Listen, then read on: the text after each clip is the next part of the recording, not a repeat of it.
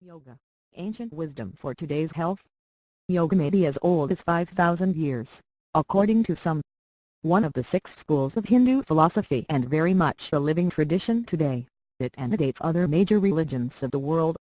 Its wisdom is timeless and its perspectives on health and wellness prescient. Yoga, like all major religions and religious philosophies, explores the relationship of mind, spirit and body. The Bhagavad Gita Song of the Lord, written perhaps between 400 and 100 BCE, defines 4 major branches of yoga.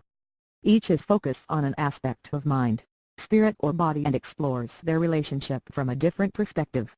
The first, Karma Yoga, is the yoga of action in the world.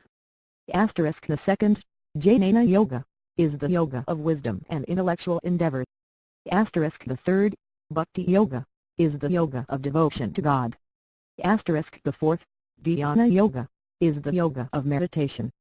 Hatha Yoga, the system of yoga introduced by Yogi Swamarama of the 15th century, is based on the yoga of Patanjali, who wrote sometime between 200 BCE and 300 CE. Patanjali's 8-step yogic system is a form of Raja Yoga, meaning that presence meditation is the path to the ultimate goal of enlightenment. Hatha Yoga is the style most well known in the West today.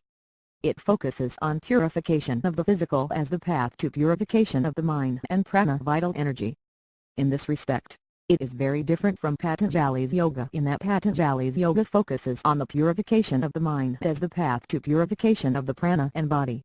In viewing the body as the path to the mind and spirit, yoga is similar to those Western religions, which emphasize ritual practices as the path to spiritual understanding. Hatha Yoga practices yoga applies a broad holistic approach that teaches people a different way of being in the world. Hatha Yoga teaches this approach by way of a series of asanas, or positions. Asanas should be steady but comfortable, firm but relaxed according to the teachings of classical yoga. The first step is to learn rhythmical yoga breathing pranayama and to maintain this rhythmical breathing throughout the posture. For this reason, that is maintaining good breath, one of the first postures that is taught is savasana, or the corpse pose. Savasana is a supine asana. Lying on the back, one lets the arms and legs fall naturally at about a 45-degree angle from the body. Starting with the toes and moving upward through the body, one concentrates on each body part, feeling the rhythm of the blood moving through that part. The effect is to produce alert relaxation and regular deep breathing. Asanas include standing exercises, sitting exercises, exercises which start from a position lying on one's back, exercises which start from a position lying on one's stomach, and twisting exercises. Each position is held for a few moments. Early on in the practice of yoga, there may be a tendency to become so relaxed that one falls asleep. The proper state, however, is one of relaxed alertness. While doing the exercise, one should check that breath remains rhythmical throughout, and also that muscles which are not the current focus of the stretch remain relaxed. Health effects of yoga practice.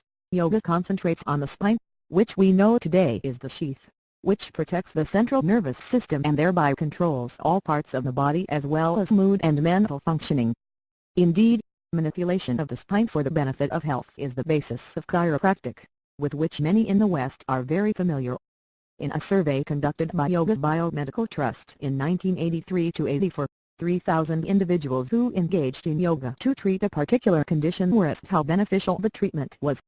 It was reported as most effective for back pain, benefiting 98% of respondents. It was also reported to be 96% effective in cases of nerve or muscle disease. In regard to heart disease and anxiety, respondents reported 94% improvement. And finally, with regard to alcoholism, respondents reported a whopping 100% improvement. Based on chiropractic information, we can safely assume that yoga might be directed toward treating specific physical issues like, for example, thyroid dysfunction. If the T6 thoracic vertebra is affected in such a way as to impinge on the nerve that goes to the thyroid, it will affect thyroid function. Conversely, relieving this stress on the nerve, if appropriate yoga practice is introduced early enough, can reverse the problem. Yoga nutrition emphasizes foods that promote prana, or vital energy, and to eat them in such a way that these foods have the maximum opportunity to do their work. This means that, according to yogic principles, one should eat small quantities of the best quality foods, those that produce a minimum of toxins and in quantities such that the body is not overtaxed through the process of digestion. These foods include fruits, vegetables, whole grains, nuts and seeds. According to yogis, the best food is fruit, which contributes most to life force.